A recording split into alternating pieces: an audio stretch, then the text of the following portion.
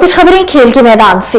पाकिस्तान और न्यूजीलैंड के दरमियान 5वां T20 मैच आज खेला जाएगा। वेलिंगटन में कौमी खिलाड़ियों ने बैटिंग और बॉलिंग की प्रैक्टिस की। वाज़ेह रही कि कोच अजहर महमूद का कहना था कि हमारा बॉलिंग यूनिट वैसे परफॉर्म नहीं कर रहा जैसे करना चाहिए।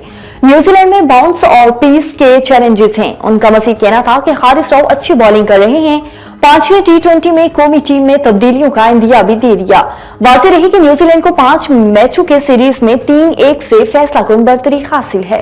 हर साल जहां शायकीन क्रिकेट को पाकिस्तान सुपर लीग के नए सीजन के आगाज का इंतजार होता है, वहीं मदा PSL के तराने का भी बेसब्री से इंतजार कर रहे होते हैं। इस साल पाकिस्तान सुपर लीग सीजन 10 का आगाज 11 अप्रैल से होगा।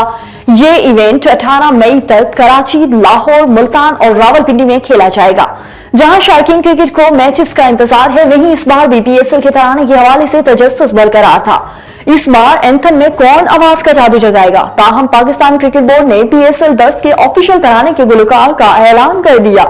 इस साल भी अली जफर PSL के गाने में आवाज का जादू जगाएंगे। ईरान ने अगले साल होने वाले मेंस फेवा वर्ल्ड कप के लिए क्वालिफाई कर लिया। फुटबॉल वर्ल्ड कप अगले बरस अमेरिका, कनाडा और मैक्सिको में खेला जाएगा, जिसमें 48 टीमें शिरकत करेंगी।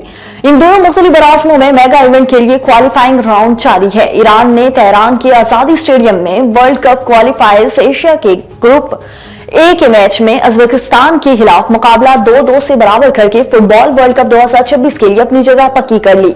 अगले साल होने वाले मेगा इवेंट में क्वालिफाई करने के लिए ईरान को उज़्बेकिस्तान के खिलाफ सिर्फ मैच ड्रॉ करने की जरूरत थी।